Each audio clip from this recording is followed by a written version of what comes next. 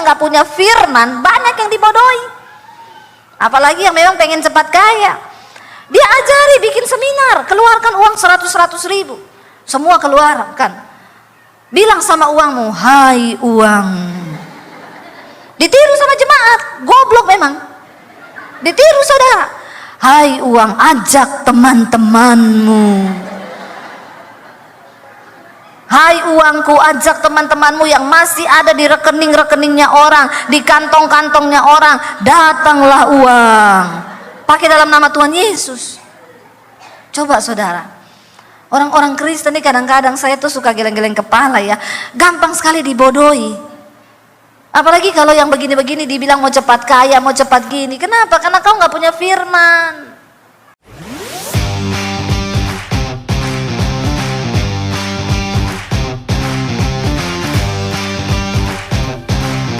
Tema firman Tuhan malam ini adalah menggenapi kehendak Tuhan dalam hidup kita. Karena goal dari kekristenan kita adalah ketika kita menggenapi kehendak Tuhan. Tapi banyak dari kita yang masih hidup menurut kehendak siapa? Ya, di dunia ini kan ada 3, ada kehendak Tuhan, ada kehendak diri, ada kehendak syaiton. Ya, kehendak Tuhan, kehendak kita sama kehendak syaiton. Jadi saudara sekarang ini hidup mengikuti kehendaknya siapa? Siapa? Jangan terlalu pede. Ya, banyak orang Kristen tuh pede, ditanya kamu hidup menurut kehendak siapa? Tuhan. Pret. Ya, nanti kita belajar dari firman Tuhan. Apakah kita sudah sungguh-sungguh hidup melakukan firman Tuhan?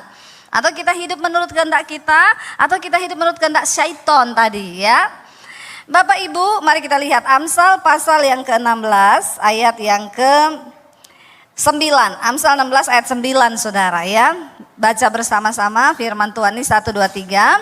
Hati manusia memikir-mikirkan jalannya, tetapi Tuhanlah yang menentukan. Amin. Hati manusia memikir-mikirkan jalannya. Tetapi kita harus percaya bahwa Tuhanlah yang menentukan arah langkahnya. Mau sehebat apapun kita mikirin jalan hidup kita, pada akhirnya Tuhanlah yang menentukan. Amin. Ya, banyak orang saudara sekarang berusaha dengan kekuatannya membangun satu kehidupan yang dia pikir itu akan membawa pada kebaikan dan kebahagiaan. Dia lupa bahwa dalam hidup ini ada satu kuasa yang namanya Tuhan, yang akan menentukan arah langkah hidup manusia. Amin. Ya, banyak orang saudara dengan sombongnya bikin perencanaan, dengan sombongnya tidak pernah melibatkan Tuhan. Ya, dia nggak tahu, bahkan ada banyak orang dengan sombongnya hidup dalam dosa, selingkuh. Ada di sini yang selingkuh? Jangan angkat tangan ya. Kita buka kolam baptisan di belakang, baptis berapa lama? 15 menit, direndam. Ya, banyak orang sekarang hidup dalam dosa, nggak ada takut-takut Tuhan. Karena dia pikir hidup itu dia yang menentukan. Ya, dia pikir semua yang dia lakukan tuh dia tentukan. Besok saya mau apa, besok mau begini, besok mau begitu. Dia lupa bahwa bahkan nafas hidup ini pun kita hanya karena anugerah. Hanya anugerah, bahkan hidup 5 menit ke depan kita nggak tahu loh. Kita nggak tahu apa yang akan terjadi. Ya, mungkin besok ada dari kita yang sudah tidak bangun. Ya, mungkin sebelah kananmu minggu depan sudah tidak ada. Coba lihat. Ya, lihat sebelah kanan, siapa tahu minggu depan udah nggak ada. Sebelah kiri mungkin besok. Coba lihat yang sebelah kiri mungkin besok. Ya, jangan sombong. Ya, karena kita nggak pernah tahu. Makanya selama kita hidup di dunia ini, Rasul Paulus berkata, biarlah hidup kita ini berpadanan dengan firman Tuhan. Supaya satu saat ketika kita menghadap Tuhan, tidak ada penyesalan. Enggak ada penyesalan. Karena kita sudah melakukan apa yang menjadi kehendak Tuhan selama kita hidup. Manusia itu memikir-mikirkan jalannya, tapi Tuhanlah yang menentukan arah langkahnya. Ayat ini ditulis oleh Salomo. Siapa Salomo? Kaya raya, seorang raja. Alkitab mencatat tidak ada lagi raja yang kekayaannya melebihi kekayaannya Salomo. Salomo itu kira-kira pria paling bahagia. Ya, karena dia punya 1000 perempuan dalam hidupnya. Serat 300, istri 700 gundik. Ya, ada di sini bapak-bapak yang punya mimpi seperti Salomo. Istri 300, ya, gundik 700, mati kau. Nggak usah mimpi begitu, ya, boro-boro. Ada istri tanya sama suaminya begini, "Pah, misalnya nih aku mati, terus kamu kawin lagi, terus istri barumu mati juga. Nanti besok di sorga kau pilih dia atau saya?" Suaminya nggak jawab, dia bilang, "Jawab sekarang. Kalau kita ketemu di sorga kau pilih dia atau saya?" Suaminya bilang, "Saya pilih masuk neraka." Saking dia takut, saudara. Takut dia, buat apa saya di sorga kalau cuma suruh pilih lagi ini perempuan ketemu di sorga. Ya. Jadi saudara, Salomo itu seorang raja yang dipakai Tuhan begitu luar biasa. Kita tahu bersama waktu Salomo mau diangkat menjadi raja, naik tahta di Yerusalem. Doanya Salomo itu sama Tuhan yang pertama, yang dia minta sama Tuhan apa? Ini lulus sekolah minggu enggak ini? Ngerti enggak kisahnya doanya Raja Salomo, tahu enggak? Ini banyak lulus sekolah minggu nih, jemaat orang Kristen ini duduk di gereja kayaknya gini-gini. Tapi enggak ngerti apa-apa ini. Bertobat ya, bertobat, pulang baca Alkitab, amin. Jangan cuma amin-amin toh ini ya. Kalau nyanyi, bakar, bakar, bakar. Ya kalau nyanyi hebat di gereja ya, nyalakan apimu. Padahal tanya Alkitab pada nggak ngerti. Bilang kanan kirimu, bertobat kau. Baca Alkitab. Dan cuma di gereja berapi-api pada nggak ngerti firman Tuhan. Nanti kau gampang ditipu setan. Ini anak-anak muda nih tadi yang saya lihat nari-nari di sini. Bagus kau nari-nari, hebat kau nari-nari. Tapi jangan kau pulang, ada cowok yang godain yang cewek-cewek ini terus tergoda kelepek-kelepek. Akhirnya masih kecil udah hidup free sex. Ya bahkan banyak yang hamil di luar nikah. Tapi di gereja bakar, bakar. Apanya yang dibakar? Ya boleh di gereja berapi-api, tapi pulang ke rumah juga berapi. Ya, nyatakan imanmu kepada dunia bahwa engkau adalah anak-anak tebusan Tuhan Yesus yang sudah dimerdekakan dan hidupmu berdampak bagi dunia ini, amin. Ya, jadi hidup kita di gereja sama di rumah itu harus sama, saudara. Ya, anak-anak muda di sini saya mau bilang ya, banyak ini orang-orang Kristen ya, kau di gereja hebat padahal di luar sana juga banyak saudara sekarang ya yang jatuh dalam free sex, yang melakukan persinahan, ya bahkan anak-anak di bawah umur sudah melakukan aborsi, ya itu terjadi hari-hari ini dan orang tuanya nggak tahu.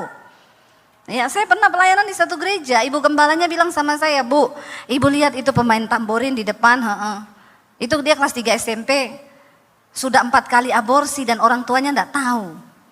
Ini kehidupan yang terjadi hari-hari ini, saudara. Ya, bagaimana kita harus melekat dengan Tuhan supaya kita ini tidak hidup mengikuti kehendak syaitan. Ketika pertama kali Salomo itu diangkat Tuhan menjadi raja, doanya, permintaannya kepada Tuhan, dia bilang, "Tuhan beri aku hikmat untuk aku bisa mengerti apa yang Tuhan mau." Ketika Tuhan pilih aku menjadi raja, Tuhan bilang, "Karena kau tidak minta kekayaan, engkau tidak minta kehormatan, aku berikan apa yang kau minta itu, yaitu hikmat, pertimbangan, kebijaksanaan, dan aku beri bonus juga, aku beri kepadamu kesuksesan, kekayaan, dan harta yang berlimpah." Lalu Salomo menjadi raja. Tetapi ternyata kekayaan dan tawaran-tawaran dunia membuat Salomo menjadi lupa diri. Dia mulai memikirkan dengan pikirannya sendiri, bagaimana aku harus mengokohkan kerajaanku. Ini nggak bisa nih, aku harus berpikir bagaimana. Lalu dia mulai nikahi itu perempuan-perempuan kafir. Orang-orang putri-putri raja yang tidak mengenal Allah dan tidak menyembah Tuhan. Cuma dengan satu tujuan, supaya kerajaannya kokoh. Dia memikir-mikirkan dengan otak manusianya. Dia lupa bahwa Tuhanlah yang sanggup mengokohkan kerajaannya. Anak muda, engkau bagus. Sekolah yang pintar, belajar yang keras, bagus. Tapi jangan engkau lupa Tuhan yang menentukan arah langkahmu ke depan. Karena itu orang tua juga jangan cuma lesin anak. Wah, itu kalau di Jakarta anak masih kecil pulang sekolah udah ada 3 guru les nunggu. Ya, saya tanya itu siapa? Guru les. Ada 3, les matematika, les bahasa Inggris, les bahasa Mandarin. Semua dilesin. Saya tanya, les Alkitabnya mana? Enggak ada.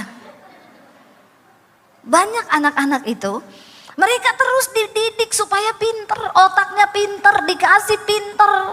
Jadi pinter memang, menguasai semua bahasa. Ya, bahasa Inggris, bahasa Mandarin. Ya, tapi nggak bisa bahasa roh. Ya, kita berdoa saudara, bekali anak-anakmu dengan firman Tuhan. Karena permulaan hikmat ialah takut akan Tuhan. Biar anakmu pintar, juara di kelas. Kalau dia nggak punya firman, nggak ada hikmat Tuhan, bagaimana dia bisa hidup? Ya, orang-orang yang hidup takut akan Tuhan, selalu Tuhan punya cara untuk mengangkat hidup mereka dengan cara yang supranatural. Ini dunia terus berubah lah. Ke depan ini semua kita melihat, ya di depan ini semua AI ini sudah mulai menggantikan kepintaran manusia.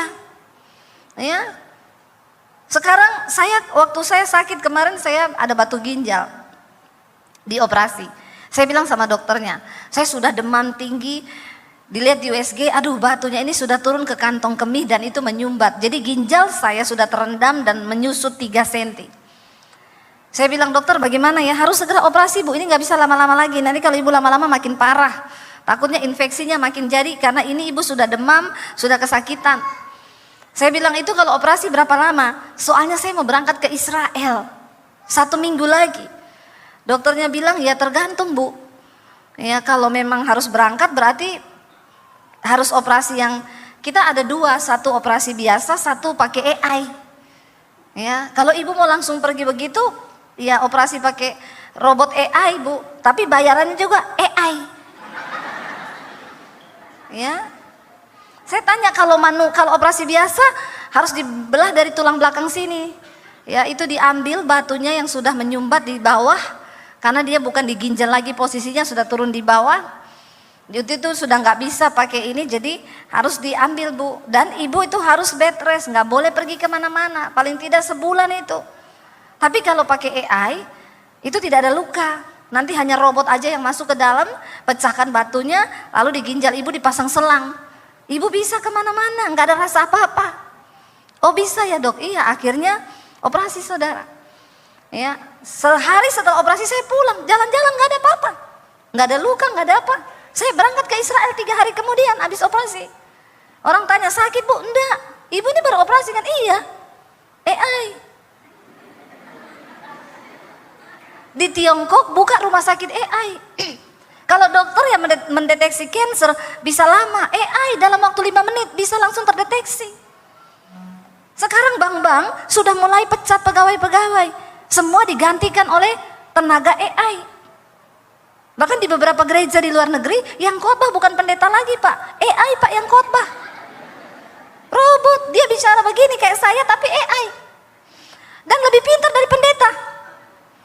Coba saudara ketik aja di ChatGPT, ketik tentang Roh Kudus, dia terangkan semua Roh Kudus adalah pribadi Allah gini, ayatnya di sini. Ah, itu tinggal diputerin suara pak, ting, dia jawab, dia khotbah bisa.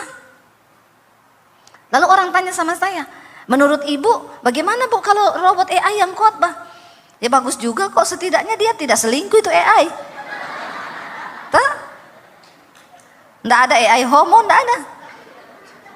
Setidaknya dia lebih kudus lah. Dan Tuhan bilang kan di akhir zaman Tuhan bisa pakai apa aja untuk menobatkan orang. Kalau manusia udah nggak bisa dipakai, Nah saudara, kalau melihat keadaan ini ke depan, pemain musik juga maaf, sekarang suami saya bikin lagu pakai AI. Ya, dia masukin itu, tolong bikinin saya lagu, keluar sama liriknya sama aransemennya. Itu benar-benar ke depan ini dunia berubah. Ya, dan lebih pintar dari kalian loh. Ya, tadi juga kan saya bilang lebih pintar dari pengkhotbah, dia lebih tahu dia ayatnya. Kita mau buka ayat masih buka, dia tidak. Ya lo, di depan mata dunia berubah.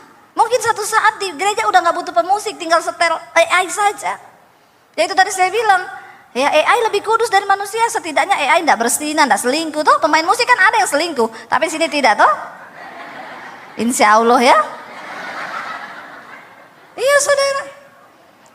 Lalu ketika kita melihat zaman berubah seperti ini, apa yang harus kita pertahankan dari hidup kita? Kepinteran, pinter tok tidak bisa. Karena dunia ini lebih pinter lagi. Tapi orang yang hidup mengandalkan Tuhan, hidup takut akan Tuhan, bagi mereka lah rencana Tuhan yang besar itu pasti akan digenapi. Amin. Itu yang dunia tidak punya, saudara. Ya, dunia nggak punya kekudusan, dunia nggak punya hikmat Tuhan. Dan ketika kita mau sungguh-sungguh hidup bergantung kepada Tuhan, hati manusia memikir-mikirkan jalannya, tapi Tuhan yang menentukan arah langkahnya. Sebelum pandemi, saya dan suami, ya kami terbuang dari satu pelayanan di satu tempat. Lalu saya berpikir, saya bilang sama suami, Tuhan tuh bagaimana sih? Tuhan ini mau bawa kita kemana sih sebenarnya? Apa yang mau kita lakukan dalam pelayanan kita? Lalu kami mulai berdoa. Tuhan itu mulai bicara, aku akan membawa kalian ke dimensi yang berbeda. 2018 saya dapat suara Tuhan, cepat ambil alih dunia media. Cepat beritakan Injil di media. Saya bilang sama suami saya, perhatikan cara Tuhan menuntun orang-orang yang mengandalkan Tuhan itu berbeda dengan cara dunia. Orang dunia nggak dengar itu, tapi saya dengar. 2018 Tuhan bilang, cepat ambil alih dunia media untuk Injil. Saya nggak tahu dunia media ini apa. Saya bilang ke suami saya, Tuhan itu bicara sama saya bahwa kita harus ambil alih dunia media untuk Injil, pekabaran Injil. Karena Tuhan bilang nanti ke depan Tuhan akan memberkati kita dengan tuaian bangsa-bangsa dan berkat bangsa-bangsa. Awalnya suami saya bilang begini, apa itu? Tuaian bangsa-bangsa, kok jauh banget loh sampai Amerika, Australia. Kita bicarain di Jakarta aja ini udah mumet kita nih pelayanan mau bagaimana. Lalu, tapi saya bilang, tapi kalau Tuhan yang ngomong, bahkan Tuhan bilang akan memberkati kita dengan berkat bangsa-bangsa. Lalu suami saya bilang, ya kalau media itu berarti TV. Ya udah, terus kita gimana? Ayo kita pergi ke satu stasiun TV swasta di Jakarta. Kita tanya di sana kalau mau syuting bagaimana. Kami datang karena kami punya kenalan di situ. Saya tanya, Mbak, kalau saya mau syuting di sini bagaimana caranya? Oh bisa Bu, bisa, bayar satu episode 6 juta. Ibu harus bikin 10 episode minimal. Berarti ibu harus bayar 60 juta. Ibu syuting di studio kami pakai kamera kami, pakai peralatan kami semua. Terus sudah pasti tayang? Oh belum. Jadi saya bayar 60 juta belum pasti tayang. Iya, nanti dilihat dulu bisa tayang atau tidak. Saya dengar bayar 60 juta waktu itu. Jangankan uang 60 juta, uang 10 juta saya enggak ada waktu itu. Waktu dia bilang bayar dulu 60 juta di depan, saya langsung muntaber. Muntaber, mundur teratur tidak berkabar. Muntaber saudara. Dengar bayar 60 juta dan belum pasti tayang. Ya udah kita nggak balik lagi ke situ. Tapi saya bawa terus visi Tuhan itu apa sih? Kita belum tahu YouTube waktu itu. 2018. Sampai saya pergi pelayanan di Bali. Saya ketemu keluarga dengan mami saya di satu kafe. Saya lihat orang-orang syuting di situ. Produsernya duduk di samping meja saya tanya, Pak, ini Bapak lagi bikin apa ya? Bikin TV Bu, di mana? Di YouTube. Oh bisa ya? Bisa, sekarang sudah zamannya YouTube. Artis-artis beralih ke YouTube sekarang. Oh berarti saya juga bisa ya bikin YouTube. Produsernya ngeliatin saya sampai gini, ya semua juga orang bisa, tergantung ibu punya konten apa. Saya bilang biasa aja, keles. Sirik amat saudara. Ya, sekarang sih channelnya sudah hilang, enggak ada. Saya bilang, oh ya udah ya kan saya cuma tanya-tanya. Lalu dia bilang, bisa Bu, itu ibu syuting juga pakai handphone udah bisa kalau iPhone, soalnya itu YouTube cuma kecil filenya. Oh iya makasih. Saya pulang, saya bilang ke suami saya, kita bikin YouTube yuk. Suami saya bilang, apalagi itu? Ya, karena dia memang waktu itu nggak bisa, kameramen nggak bisa, mau bikin YouTube nggak bisa. Tapi puji Tuhan, dia taat. Lalu dia mulai belajar. Nah itu karena ditendang dari tempat pelayanan itu, kita sudah ngerintis gereja, jemaatnya banyak, langsung ditendang begitu saja. Ya enggak apa-apa, Tuhan akan izinkan hal-hal seperti itu terjadi, jangan marah. Iya kan? Karena seringkali kita pikir itu jalan yang Tuhan buka, ternyata memang seringkali ada manusia yang akan tutup jalan kita. Tapi Tuhan izinkan, kan ada lagunya, dia buat jalan, tapi kau tutup jalan. Itu udah biasa, enggak apa-apa. Jalan aja bersama Tuhan. Karena Tuhan sanggup membukakan jalan-jalan yang lain bagi setiap orang yang percaya kepada Tuhan. Amin. Amin saudara. Akhirnya suami saya bikin YouTube, dia belajarnya juga lewat YouTube, belajar syuting, belajar ngedit, belajar ini. Akhirnya mulai bikin tuh. Siapa yang tahu ternyata 2020 datang pandemi saudara. Waktu itu channel YouTube saya baru 50.000 subscribe. Pandemi datang, gereja tutup, orang gak bisa ibadah. Waktu pandemi datang, gereja tutup, channel saya naik 1 hari bertambah 1.000 subscribe. Kok enggak wow ya? Enggak punya channel ya? Makanya enggak tahu susahnya cari subscribe ya. Ya, 1 hari nambah 1.000, bukan cuma wow. Itu di hacker sama malaikat itu. Dari situ saudara naik. Ya. Hari ini hampir 1 juta. Semua karena anugerah Tuhan. Dari situ kami mulai melihat Tuhan buka pelayanan ini. Ya, saya mulai khotbah di situ, orang dengar, orang mulai, wah, saya melihat bagaimana Roh Kudus bekerja, orang-orang bertobat, ya, yang bersinah bertobat, yang merokok lepas rokok, bahkan ada yang bukan Kristen menerima Tuhan Yesus, minta dibaptis. Ya, saya melihat Tuhan bekerja.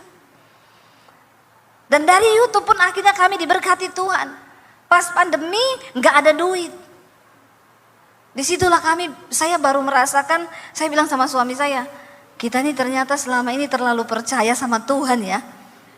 Karena saya baru sadar ketika pandemi itu, ternyata saya baru sadar kita ini nggak ada gaji dari mana-mana. Karena kita hanya ikut Tuhan, melayani Tuhan. Kalau ada pelayanan, ya ada berkat. Kalau nggak ada pelayanan, ya nggak ada. Pandemi gereja tutup. Saudara masih ada gaji dari perusahaan. Saya dan suami nggak ada. Makanya dari dulu kita juga nggak bisa beli motor kredit, beli rumah kredit, nggak bisa. Karena ditanya selalu, ada gaji nggak Bu? Ada, dari mana? Dari sorga. Slip gajinya, nah ini dia mas, slip gaji saya dengan iman. Masnya bilang enggak bisa Bu, karena bank kami belum bisa terima slip gaji dengan iman. Kebetulan bos saya belum beriman katanya. Jadi kita enggak bisa, dari dulu nyicil tuh enggak bisa. Tapi Tuhan itu hidup, berkuasa bagi orang-orang yang mau percaya sama Dia. Ya, di tengah masa pandemi saudara, YouTube saya dimonetisasi. Pertama kali dapat duit dari YouTube. Dapat email saudara, dapat kode bank untuk ambil uang masuk ke rekening. Itu pas di pandemi. Tuhan itu tepat waktu. Kenapa Tuhan suruh saya bikin 2018? Karena Tuhan tahu bakal terjadi nih pandemi 2020. Makanya engkau harus berdoa, berjalan, minta tuntunan Tuhan. Karena kita bahkan 5 menit ke depan kita nggak tahu apa yang akan terjadi. Tapi Tuhan itu maha tahu. Tapi manusia selalu berjalan dengan kekuatannya sendiri. Karena memang manusia sama Tuhan tuh beda tipis. Tuhan maha tahu, manusia sok. Kau itu yang sok tahu itu. Bilang kanan kirimu, bertobat kau sok tahu. Ya, sok tahu manusia itu. Ya, ada masalah sedikit udah sok tahu. Memang Tuhan itu ya. Kenapa Tuhan bikin begini? Pasti begini. Sok tahu kita ini. Belum lihat akhirnya. Mari kita berjalan bersama dengan Tuhan. Hati manusia memikir-mikirkan jalannya, tetapi Tuhanlah yang menentukan arah langkah hidup orang yang percaya kepada Dia. Ya, Tuhan menuntun saudara. Ya, dari 2018 dipersiapkan Tuhan pas pandemi, pas kita disetujui dari YouTube channel kita. Mulai itu ada mulai pemasukan. Di masa-masa pandemi saudara, Tuhan itu tepat waktu. Ya, setelah 1 tahun pandemi kami mulai diberkati lewat YouTube. Yang tadinya nggak tahu arah mau kemana, cuma 10 juta di rekening, bertahan hidup 2 tahun di masa pandemi dengan 3 orang anak. Bagaimana caranya? Iman itu melihat sesuatu yang tidak terlihat. Itu iman. Jangan kau merasa nyaman hari ini dengan hidupmu, karena dunia ini bisa berubah sewaktu-waktu. Tapi firman Tuhan tidak pernah berubah. Sekalipun bumi ini goncang, Alkitab berkata, walaupun gunung-gunung beranjak, tapi firman Tuhan itu tidak pernah bergoncang. Amin. Dan orang yang berpegang pada firman Tuhan, hidup mereka juga tidak akan tergoncang. Ingat loh, firman Tuhan berkata, 1 kali lagi aku akan menggoncangkan bukan hanya bumi saja, tetapi langit juga. Dan kenapa aku akan menggoncangkan, kata Tuhan? Supaya tertinggal 1 umat yang tidak tergoncangkan. Kalau engkau berpegang pada kekayaan, kekayaan bisa hilang. Hari-hari ini banyak orang stres. Kenapa? Duitnya hilang tiba-tiba. Ya, ikut saham, ditawari begini-begini, taruh duit. Ada saudara daerah Salatiga, kemarin heboh. Orang ini mengaku-ngaku hamba Tuhan. Dia masuk dengan pengajaran-pengajaran yang menyesatkan. Orang Kristen yang tidak ngerti firman gampang dibodohi. Jadi dia ngajarin jemaat cara panggil uang. Ya, dia bilang kita ini punya kuasa. Saudara tidak perlu kerja cari duit, karena duit saudara itu sudah ada sebenarnya, tapi masih di kantong-kantongnya orang, masih di rekening-rekeningnya orang katanya. Pembodohan. Tapi orang Kristen yang nggak punya firman banyak yang dibodohi. Apalagi yang memang pengen cepat kaya. Dia ajari bikin seminar, keluarkan uang 100 ribu. Semua keluarkan. Bilang sama uangmu, hai uang. Ditiru sama jemaat, goblok memang. Ditiru saudara. Hai uang, ajak teman-temanmu. Hai uangku, ajak teman-temanmu yang masih ada di rekening-rekeningnya orang, di kantong-kantongnya orang. Datanglah uang. Pakai dalam nama Tuhan Yesus. Coba saudara. Orang-orang Kristen ini kadang-kadang saya tuh suka geleng-geleng kepala ya. Gampang sekali dibodohi. Apalagi kalau yang begini-begini dibilang mau cepat kaya, mau cepat gini. Kenapa? Karena kau gak punya firman. Akhirnya ketipu saudara. Disuruh setorlah sama orang ini duit-duitnya itu. Dia bilang saya punya banyak perusahaan di luar negeri. Peternakan, perkebunan. Kamu taruh duitmu sama saya akan dilipat gandakan. Dikasih saudara, ada yang kasih 500 juta, 2M, 4M. Total ratusan miliar. Sekarang orangnya lari. Bukan cuma duitnya yang lari, orang pun ikut lari. Panggillah dia, hai uang-uangku. Sekarang banyak, termasuk hamba-hamba Tuhan, bahkan ada gereja yang kena Pak di sana. Lagi gila semua di sana sekarang cari Bapak itu. Ya, karena uangnya dibawa lari sama orang. Alkitab bilang orang yang ingin cepat menjadi kaya pasti akan jatuh dalam berbagai-bagai pencobaan. Itu cuma satu paket. Ya, makanya ada jemaat, Bu Debi doakan saya Bu. Saya ini mau bunuh diri Bu. Kenapa? Tapi setiap kali saya mau bunuh diri saya ingat muka Ibu Debi. Kenapa ingat muka saya kalau mau bunuh diri? Ya, jadi begini Bu, saya itu naruh uang Bu di saham. Saya taruh 2M Bu, sekarang mau saya ambil hilang semuanya Bu. Saya bilang, Ibu harusnya waktu Ibu mau taruh uang 2M, ingat mukaku. Kenapa kalau sudah mau bunuh diri baru ingat muka pendeta? Ini juga jemaat ini kadang-kadang memang agak lain kau. Waktu mau dapat duit diam-diam dia nggak cerita sama pendeta. Giliran sudah ditipu mau bunuh diri baru nelpon pendeta ini. Ya, saya bilang, oh jadi sekarang uang Ibu dibawa lari orang. Kenapa Ibu taruh uang di situ?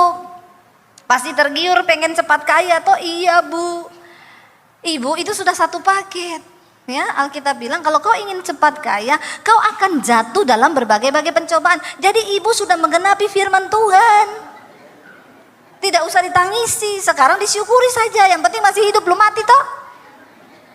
Itu jemaat memang begitu. Kalau kau tidak ngerti, manusia itu suka memikir-mikirkan jalannya sendiri, tapi yang kau lupa bahwa Tuhan yang sanggup menentukan arah langkah hidup kita.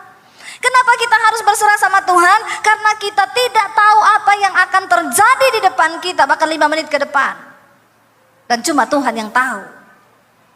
Kita perlu berserah dan mengandalkan Tuhan. Ketika Salomo, saudara, dia mulai sombong, memikir-mikirkan jalannya sendiri untuk mengokohkan kerajaannya. Dia bikin strategi, aku harus nikahi perempuan-perempuan asing ini yang tidak mengenal Allah. Dia mulai, disitulah awal kehancuran dan kejatuhannya. Dia mulai melupakan Tuhan. Sertakan Tuhan dalam setiap perencanaan hidupmu, kata firman Tuhan. Bahkan kalau engkau berencana untuk pindah kota, Alkitab berkata, katakanlah gini, Tuhan, kalau Tuhan berkehendak, maka aku akan melakukan ini, itu, minta tanda sama Tuhan. Dia Tuhan yang hidup, dia Tuhan yang sanggup berbicara. Ketika engkau berdoa meminta tuntunannya, maka dia Tuhan yang sanggup menuntun engkau kepada arah langkah yang benar. Tadi saya lihat banyak anak-anak muda, untuk menentukan pasangan hidupmu, kau harus berdoa sungguh-sungguh. Ya, berapa banyak yang belum menikah di sini? Angkat tangan yang belum menikah. Saya mau lihat anak-anak muda yang belum menikah. Yang anak muda saja belum menikah saja, yang sudah menikah enggak usah. Yang belum menikah nih angkat tangan. Jangan malu. Ya, ayo yang kaum jomblowers. Ya. Lebih baik jomblo tapi happy. Ya, kaum jomblowers, aku padamu. Kenapa? Lebih baik kau jomblo tapi happy daripada udah nikah terus enggak happy. Ya, tul. Tapi juga jangan kelamaan jomblomu. Ya. Karena umur 30 tahun ke bawah itu jodoh di tangan Tuhan. 30 tahun ke atas Tuhan lepas tangan juga. Harus dengan doa dan puasa itu. Berdoa, ya, berdoa. Jodohmu itu cuma satu dan Tuhan pasti kasih yang terbaik. Ya.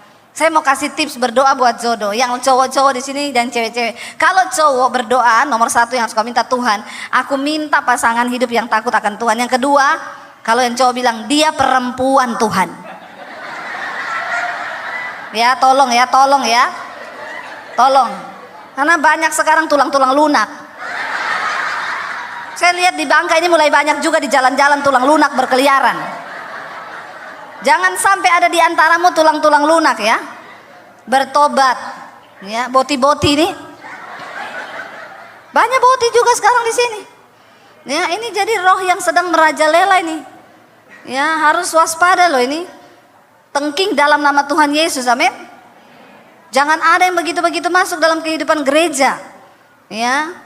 Yang lesbi anak perempuan juga sekarang di Jakarta banyak, saudara. Anak saya bilang teman-teman kuliah saya mempacaran cewek sama cewek, cowok sama cowok. Tuhan menciptakan Adam dan Hawa, bukan Adam dan Eben. Ya, jangan engkau buka celah, ya, minta sama Tuhan yang terbaik. Karena manusia itu memikir-mikirkan jalannya, tapi Tuhan yang menentukan arah langkah kita. Ketika Tuhan memilih Yosua menggantikan Musa untuk membawa bangsa Israel keluar dari tanah perbudakan Mesir menuju ke tanah Kanaan. Yosua secara manusia dia nggak pede, saudara. Bagaimana bisa aku melanjutkan satu tugas yang berat ini, ya? Tetapi Tuhan berkata kepada Yosua begini. Kita lihat Yosua 1 ayat yang ke-5, saudara. Yosua 1 ayat yang ke-6, firman Tuhan berkata, ya ayat yang ke-5 dulu. Ya, Tuhan bilang sama Yosua begini, baca sama-sama, seorang pun tidak akan dapat bertahan menghadapi engkau seumur hidupmu seperti aku menyertai Musa, demikianlah aku akan menyertai engkau, aku tidak akan membiarkan engkau dan tidak akan meninggalkan engkau. Bapak Ibu, saya mau tanya, janji yang sama Tuhan berikan gak buat kita dan saudara? Amin kan? Tapi untuk mempercayai janji ini susah atau susah? Kenapa? Karena engkau memikir-mikirkan jalanmu sendiri. Kalau kita pikir dengan pikiran kita manusia susah. Tadi malam saya bersaksi ketika saya jadi Kristen, saya diancam orang tua saya mau dibunuh. Lalu saya diusir dari rumah. Ya, ketika saya diusir dari rumah, saya nggak tahu mau kemana. Saya tidak tahu harus berbuat apa. Semuanya gelap di depan saya. Saya baru lulus SMA waktu itu. Saya harus lepas dari rumah, tidak punya uang, tidak punya apa-apa. Bahkan papi saya bilang, kalau kamu tetap jadi Kristen ikut Yesus, tinggalkan keluarga, jangan bawa ijazahmu. Saya mau lihat Yesus kasih makan kamu pakai apa. Berat saudara, saya nggak tahu itu mau kemana. Tapi saya percaya janji ini. Tuhan bilang kepada Yosua, seperti aku menyertai Musa, aku akan menyertai engkau. Aku tidak akan pernah membiarkan engkau. Aku tidak akan pernah meninggalkan engkau. Caranya bagaimana supaya firman ini terjadi? Ayat yang ke-6 berkata begini saudara. Ini yang harus kita lakukan. Tuhan sudah membentangkan firman-Nya, Dia melakukan bagiannya, kita harus melakukan bagian kita supaya firman itu terjadi. Amin. Tuhan bilang, baca sama-sama, kuatkan dan teguhkanlah hatimu, sebab engkaulah yang akan memimpin bangsa ini memiliki negeri yang kujanjikan dengan bersumpah kepada nenek moyang mereka untuk diberikan kepada mereka. Ayat 7 berkata, baca dengan suara yang keras, hanya kuatkan dan teguhkanlah hatimu dengan sungguh-sungguh. Bertindaklah hati-hati sesuai dengan seluruh hukum yang telah diperintahkan kepadamu oleh hambaku Musa. Janganlah menyimpang ke kanan atau ke kiri, supaya engkau beruntung kemanapun engkau pergi. Waktu Tuhan membentangkan dan melepaskan janjinya, janji itu tidak pernah gagal. Janji itu akan terjadi asalkan kita juga mau melakukan bagian kita. Yosua bertanya, bagaimana mungkin aku akan mengalami pimpinan Tuhan? Tuhan bilang cuma satu, hanya kuatkan dan teguhkan hatimu. Hati kita nih kadang goyah saudara, ketika melihat suasana nggak mungkin. Aduh iya ndak ya, aduh Tuhan menyertai nggak ya, aduh Tuhan gini nggak ya, aduh Tuhan gini. Waktu pandemi datang, saya bilang sama suami saya, di rekening kita nggak ada duit loh. Hal terburuk yang mungkin akan terjadi, kita jual rumah di Jakarta, kita jual mobil mana yang pertama laku, kita pulang ke Solo, kita hidup lagi di Solo lebih murah biaya hidup. Tapi jangan pernah marah sama Tuhan. Kenapa? Kita bersyukur karena hari ini tuh ada yang bisa dijual. Dulu nggak ada yang bisa dijual. Dulu nggak ada tabungan, nggak punya. Saya juga tidak punya investasi. Ada emas 80 kilo, Mas Daniel. Tidak laku dijual. Dan memang tidak dijual, ini investasi pribadi. Koleksi pribadi saya. Ya. Bapak Ibu coba tolong bayangkan apa yang kami alami waktu itu. Tidak ada uang, bertahan di pandemi nggak tahu berapa tahun, tidak ada penghasilan. Nggak ada tabungan, nggak ada apa-apa. Ya, kalau saudara hidup seperti itu, kira-kira khawatir nggak? Keadaan seringkali membuat hati kita ini tidak menjadi lagi teguh percaya sama Tuhan. Mulai kita memikir-mikirkan langkah kita. Saya bilang sama suami, jual mobil, jual rumah. Tapi kita dulu pernah melewati yang lebih buruk. Kalau dulu Tuhan menyertai, kita percaya saat ini pun juga Tuhan bisa menyertai. Tapi bagaimana caranya? Lalu tiba-tiba waktu sudah dibuka lockdown, saya bilang sama suami saya, kita pergi ke Gramedia yuk, anterin aku. Mau apa? Saya mau melukis, daripada ndak kemana-mana, melukis. Diantar sama suami saya tanya sama mbaknya, Mbak ada jual kanvas buat lukis? Ada Bu. Yang ukuran paling besar berapa? Sekian Bu. Suami saya bilang, kalau cuma buat belajar-belajar sendiri di rumah, tidak usah cari yang paling besar, yang 10 cm saja. Lah melukis 10 cm itu apa saudara? Ya, saya bilang nggak apa-apa lah, ya cuman 1-2 biji beli aja, siapa tahu bagus bisa dipajang di rumah. Lalu beli saudara, waktu itu bayar hampir 3 juta, marah-marah suami saya. Kamu tuh enggak berhikmat loh. Ini uang cuma tinggal begini, kamu beli kanvas gini-gini. Saya bilang, ya enggak apa-apa toh. Menyenangkan istri itu amanah loh bapak-bapak. Ya. Tapi pastikan istrinya takut akan Tuhan juga. Karena kalau tidak bahaya, bisa menjadi celaka itu. Lalu kami pulang, saya beli tinta, beli kanvas. Sampai di rumah, suami saya ngedit video, saya melukis. 2 jam selesai lukisan saya. Suami saya masuk di kamar saya, dia bilang gini, ini lukisan siapa? Saya bilang, ada siapa di sini? Dia bilang ini, enggak mungkin loh ini lukisanmu. Lah emang di sini ada siapa? Enggak mungkin loh. Memang laki-laki dan perempuan itu berbeda.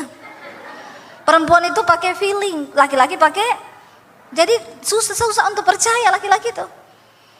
Enggak mungkin, sambil dia lihat-lihat gini, enggak mungkin loh ini kamu yang bikin, enggak mungkin.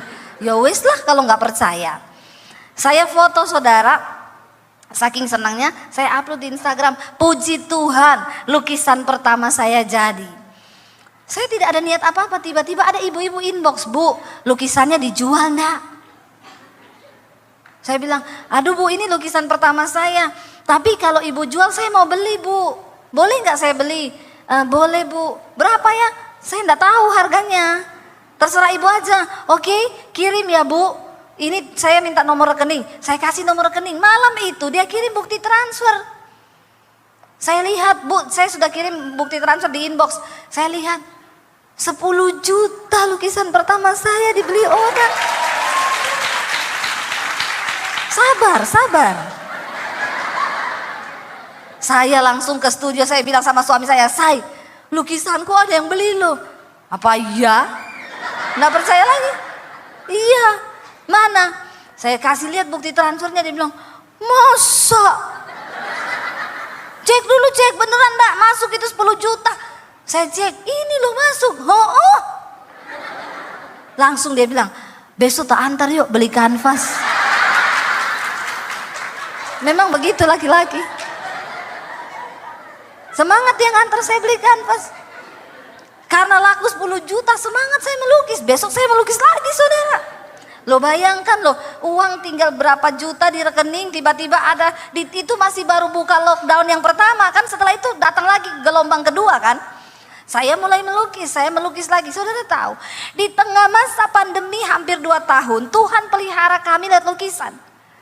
Yang termurah 1 biji dibeli orang 6 juta, yang lain laku 15 juta, 20 juta, 25 juta, 50 juta, 45 juta, 60 juta, 70 juta, dan yang tertinggi 75 juta. Wow enggak? Wow. Itu Tuhan. Hampir 50 lukisan Tuhan pelihara kami, itu sekitar hampir 600 jutaan. Saya nggak pernah berpikir. Itu tidak ada dalam benak kami.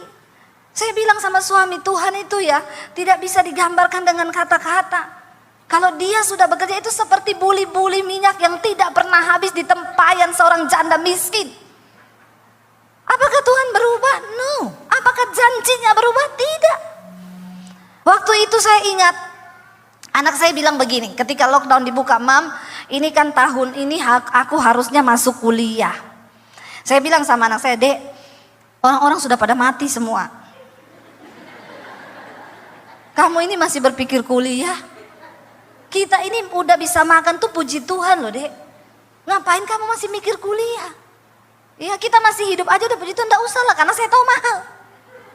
Saya juga menghibur anak saya gini, kuliah atau tidak kuliah Dek tidak menentukan masuk surga. Saya untuk menghibur diri dan menghibur anak. Tapi saya bilang gini, tapi kalau Tuhan berkehendak, tidak ada yang mustahil. Berapa kuliahmu? Masuknya 70 juta. Zaman itu 70 juta uang dari mana saya? Saya suruh dia berdoa. Waktu saya ngelukis yang keempat saudara, lukisan yang keempat. Saya pelayanan di satu perusahaan. Dia tanya begini, Ibu perusahaan kami sudah buka, pengerja sudah masuk. Tapi nggak ada pendeta yang berani datang untuk isi persekutuan di kantor kami. Apakah ibu berani khotbah di kantor kami? Saya juga bilang gini, karena teman saya bilang, hati-hati loh Bu, pandemi ini Pendeta banyak mati, pendeta-pendeta mati semua. Saya ditakut-takuti saudara. Jadi ibu jangan keluar-keluar, jangan terima jadwal.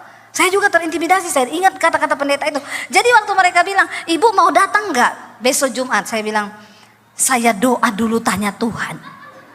Itu alasan paling rohani dari pendeta. Benar saudara, saya tanya Tuhan, saya konsultasi dengan suami.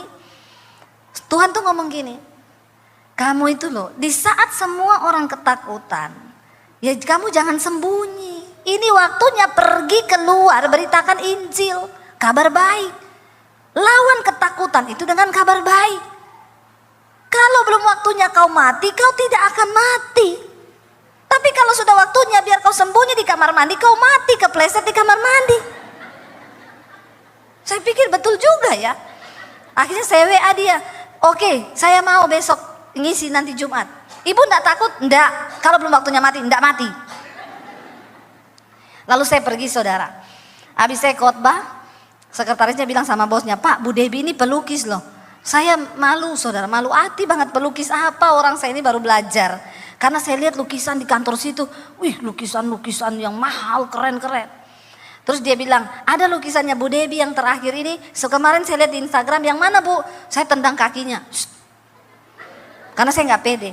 Dia buka Instagram saya, dia kasih lihat bosnya. Ini loh Pak, kayaknya yang terakhir ini Bu ya. Ini sudah ada yang punya belum? Bosnya tanya, itu artinya apa Bu? Ini gambar pohon Pak, di bawah itu ada bayangan pohon di air. Ini artinya sehebat apapun hidup kita di atas, jangan pernah lupa ada masa lalu kita yang kelam. Dan itu Tuhanlah yang turut bekerja sampai hidup kita yang sekarang menjadi indah. Dia bilang, wah itu saya banget Bu. Bu boleh nggak saya beli lukisannya? Saya agak nggak tahu tersanjung atau apa gitu ya, karena saya malu saudara, jujur. Oh boleh kalau Bapak mau, saya rapiin. Saya frame 4 hari, saya bilang Pak sudah siap, boleh diambil. Bu berapa ya? Nggak tahu Pak, saya nggak pernah kasih harga lukisan saya. Oke, nanti besok sopir saya datang. Malamnya dia kirim bukti transfer, Bu saya sudah transfer ya. Saya buka saudara, saya lihat 70 juta. Saya bilang ini Bapak mesti nolnya kelebihan 1 nih. Nggak mungkin. Itu yang keempat saudara. Akhirnya saya kirimlah saudara, balik ke dia. Saya bilang gini, Pak, kayaknya Bapak salah transfer, ini kelebihan 0. Karena biar cuma 0, kalau kita sudah pakai kan bahaya. Tiba-tiba dia bilang, Bu maaf ya kemarin saya salah transfer, itu balikin. Waduh cilaka saudara. Harus dipastikan dulu ini 00 ini. Ya, kalau nggak ada temennya nggak apa-apa. Kalau ada teman di depan 0 itu berarti. Lalu dia bilang, oh enggak Bu Debbie, itu yang Tuhan taruh di hati saya. Saat itu anak saya harus daftar kuliah. Saya panggil anak saya bilang, Dek, Tuhan jawab doamu Dek. Ini ada uang masuk 70 juta, ini berarti untuk daftar kuliahmu. Anak saya kuliah saudara. Dari situ saudara, Tuhan pelihara, bayangkan yang kelima, yang keenam sampai hampir 50. Dibeli dari Amerika, Australia, Belanda, saya kirim lukisan. Ya Tuhan itu kalau sudah membuka pintu. Makanya satu Tuhan bilang, kuatkan, teguhkan hatimu. Keadaan sesulit apapun di depanmu, jangan goyah. Amin. Dan dikatakan di sana, bertindaklah hati-hati sesuai dengan seluruh hukum yang tertulis di dalam firman Tuhan. Bagaimana kita bisa mengalami janji Tuhan? Bertindak hati-hati, ikuti arahan firman Tuhan. Supaya kita tahu nih kehendak Tuhan yang mana. Makanya dalam doa Bapa kami kita selalu diajarkan, datanglah kerajaanmu, jadilah kehendakmu dalam hidupku seperti di surga. Jangan kehendakmu terus yang jadi. Karena kita nggak tahu apa-apa, tapi Tuhan tahu hidup kita ini ke depan bakal seperti apa. Mari kita belajar saudara. Kuatkan, teguhkan hatimu, jangan goyah. Seperti saya nih kalau mau bersaksi, wow saya melihat luar biasa. Setelah pandemi kami terus diberkati lewat YouTube. Bukan hanya untuk diri kami saudara, puji Tuhan setelah pandemi kami banyak bangun gereja-gereja di pedalaman. Ya, dan kami buka sekolah misi Alkitab di Bandungan, Semarang. Sekolahin anak-anak yang mau jadi misionari gratis. Kalau ada dari sini yang mau daftar ke sekolah misi saya, nanti hubungi nomor saya di YouTube. Ya, bisa daftar untuk jadi misionari. Ini sudah angkatan yang keempat, nanti Januari masuk angkatan yang kelima. Saya melihat, siapa saya? Saya cuma orang biasa. yang mau percaya sama Tuhan. Berhenti memikir-mikirkan jalanmu sendiri. Sertakan Tuhan dalam setiap perencanaanmu. Maka jalan-jalanmu akan dibuatnya berhasil. Akuilah Tuhan dalam segala lakumu, maka dia akan meluruskan jalanmu. Kalau kita yang bikin jalan, bisa jalannya bengkok. Berapa banyak orang menikah itu akhirnya datang mau bercerai, kenapa? Salah pilih jodoh. Dengar baik-baik anak muda, kalau kau salah pilih jodoh, ya menyesal satu hari kalau cuma masak nasi salah. Tapi kalau salah pilih jodoh, nyesal seumur hidup. Ya, karena Alkitab bilang seorang laki-laki yang mendapatkan istri itu mendapatkan keuntungan. Tapi banyak laki-laki menikah bukan dapat keuntungan, malah dapat malapetaka. Tapi tidak ada di sini, amin. Ada di sini bapak-bapak yang dapat malapetaka, berani angkat tangan? Berani coba. Apalagi yang ada istrinya. Ya pulang jadi malapetaka benar kau. Saya selalu bilang saudara, pernikahan itu ada yang takdir, ada yang nasib. Kalau takdir itu dari Tuhan, kalau nasib kau buat sendiri. Jadi siapa di sini yang pernikahannya adalah nasib? Tolong angkat tangan. Nasib ya nasib. Siapa yang merasa pernikahannya takdir? Siapa yang bingung angkat kaki? Enggak ada yang angkat tangan ini. Nasib enggak ada, takdir enggak ada. Maumu apa? Hansip. Ya. Kita berdoa saudara, Tuhan sudah merancangkan yang terbaik bagi hidup kita. Tapi seringkali kita tidak mengalami rancangan kebaikan itu. Karena kita yang tidak meneguhkan hati untuk percaya pada firman Tuhan. Karena kita yang tidak mau sungguh-sungguh bertindak hati-hati sesuai dengan semua hukum yang tertulis. Kalau Tuhan bilang jangan bohong, jangan bohong. Kalau Tuhan bilang jangan mencuri, jangan mencuri. Kalau Tuhan bilang jangan bersinah, jangan bersinah. Ikuti firman Tuhan. Karena firman Tuhan itu sanggup membawa kita kepada rencana Tuhan yang sempurna. Bapak Ibu, ya saya percaya ketika kita ini mau sungguh-sungguh terus melekat kepada Tuhan, kita mau sungguh-sungguh terus terhubung dengan Tuhan, maka hidup kita ini pasti akan mengalami rancangan kebahagiaan itu. Tuhan tidak pernah merancangkan yang buruk bagi hidup kita. Tuhan tidak pernah merancangkan kecelakaan bagi hidup kita. Tapi apakah kita mau sungguh-sungguh bertindak hati-hati? Ya, ada anak muda datang sama saya, Bu, saya pacaran Bu. Ya, sama siapa kamu pacaran? Itu dia Bu, saya pacaran sama Zulkifli. Saya bilang kenapa kamu tidak menikah sama orang Kristen, orang gereja? Saya sudah berdoa, Matius, Markus, Yakobus, tidak ada yang datang Kifli. Terus Kifli ini sayang sama saya Bu. Tapi kamu kan gak seiman. Iya Bu, tapi dia perhatian. Jangan kamu melanggar firman Tuhan. Ya, karena Alkitab berkata, gak usah terganggu dengan itu anak ya. Memang maklum anak kecil memang begitu. Kau waktu kecil lebih nakal dari itu. Ya, ini jadi pendeta nih kalau besar ini dia. Ini mana ini orang tuanya ya? Kita doakan dia jadi pendeta atau jadi pelari maraton. Lalu saudara sampai di mana tadi? Kifli.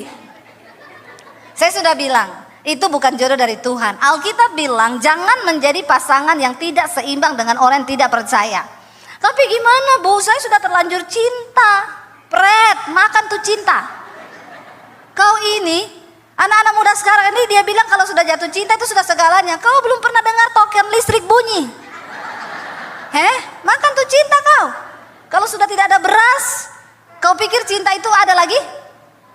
Cinta itu pret. Nggak ada itu cinta. Cinta itu cuma bertahan sampai 2-3 tahun dalam pernikahan.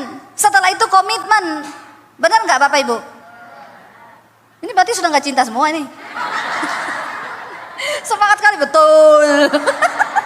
Padahal saya cuma mengumpan loh ini. Memang betul itu cinta itu perasaan sesaat. Ya. Makanya waktu saya menikah saya bilang Tuhan pertemukan saya dengan laki-laki. Saya mau menikah untuk menggenapi rencana Tuhan atas hidupku. Kalau tujuan kita menikah untuk menggenapi rencana Tuhan, kan gak mungkin kita ini aneh-aneh. Amin. Cinta itu waktu bulan madu saja. Bulan madu bertahan berapa lama toh? 1 tahun paling pol. Kalau madunya masih ada. Kalau madu habis tinggal lebahnya. Mati kau. Betul enggak? Iya tuh. Saya pertama kali menikah dengan suami, bangun pagi saya bikinin kopi, kasih creamer. Sayang, I love you, I need you, I want you. Kopi sayang. Ya, itu bertahan. Begitu mulai hamil, muntah-muntah ngidam. Ya, punya anak satu, nggak ada pembantu, kerja sendiri. Lagi nyapu ngepel rumah, dia teriak, mana kopi saya? Saya bilang, kau punya tangan dua, kaki dua toh? Kau bisa nggak pergi sendiri di dapur sana bikin tuh kopi sama teh sendiri sana? Nggak usah suruh-suruh istri. Kau nggak lihat ini saya ini lagi urus anak, ngepel, nyapu. Madu hilang, madu habis, tinggal lebah. Apalagi saya ini dari Sulawesi, lebah hutan. Berbisa saudara. Ya, saya bilang di dapur sana bikin sendiri, pakai tuh kaki dua, tangan dua. Kau suami kayak bos saja. Dulu sayang. Cinta mulai hilang. Dia ke dapur, dia tanya, gula yang mana? Di toples yang ada tulisan garam. Kenapa gula ditulis garam? Biar nggak ketahuan semut. Kayak di HP-mu Yanto, Yanti kau tulis Yanto.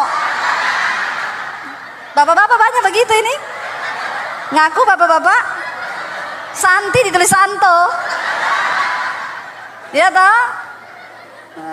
Tukang sedot gas, tukang sedot WC. Banyak itu tulisannya di situ. Ya. Saudara, terjadi mulai cinta hilang nih. Emosi yang ada. Tiap hari ribut. Ya. Saya bilang sama suami saya, kamu itu ya, suami kayak bos, tiap hari cuma duduk suruh-suruh istri. Papi saya itu loh suami terbaik. Dia tuh kepala kantor, tapi dia turun ke dapur. Kadang dia bikin mami saya kopi. Kamu tuh, suami saya bilang, emakku itu istri terbaik. Bapakku itu cuma tinggal teriak aja, teh. Maknya datang, inggih. Bawa teh. Teriak, nasi, inggih. Bawa nasi. Nggak pernah mak saya itu bantah bapak saya. Saya bilang kalau gitu kita nikahkan saja papiku sama makmu. Biar rumah tangga mereka jadi surga. Saudara, iya kan cinta itu bertahan cuma berapa lama? Sampai satu kali saya emosi, saya marah tiap hari, ngepel sampai marah-marah, nggak pakai pembantu, hidup pas-pasan. Sampai satu kali saya dapat ayat yang berkata, apapun yang kau perbuat, entah itu dengan perkataan ataupun perbuatan, lakukanlah semuanya seolah-olah untuk Tuhan dan bukan untuk manusia. Oh, ternyata saya selama ini marah karena saya lakukan itu untuk manusia. Coba ibu-ibu praktekkan, ngepel untuk Tuhan. Kau pel itu kempling untuk Tuhan. Nggak mungkin kau marah-marah kalau untuk Tuhan tuh. Besoknya suami saya teriak, kopi mana? Gondok saya, tapi saya untuk Tuhan. Saya ke dapur, saya kasih kopi, saya kasih krim, saya aduk untuk Tuhan. Kalau untuk suami, saya tambah sianida untuk suami. Mati kau. Kan begitu tuh. Ya. Anak muda makanya kau jangan salah nikah ya. Cinta itu cuma di awal-awal saja. Apalagi kalau udah mulai tidak ada duit. Dan kau bilang cinta. Yang penting bersama.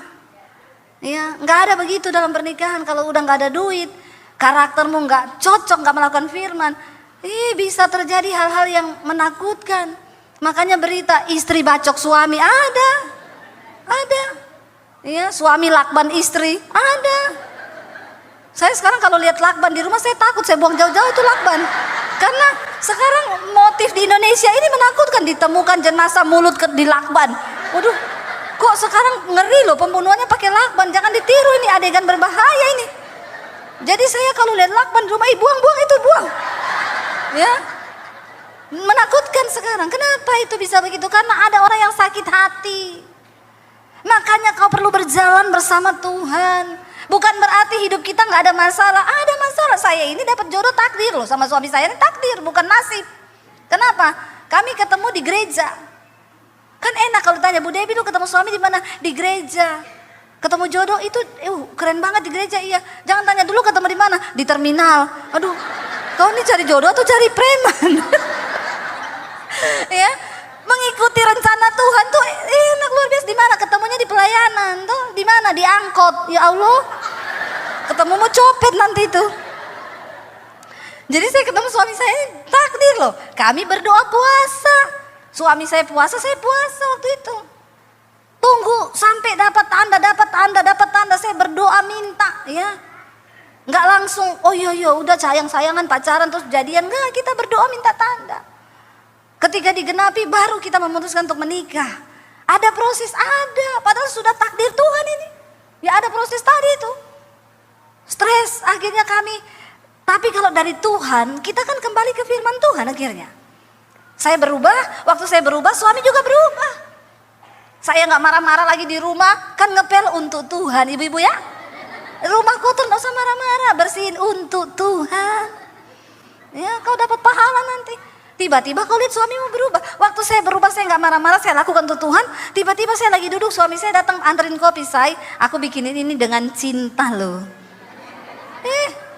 Betul. Sekarang kita berdua hampir tidak pernah berantem.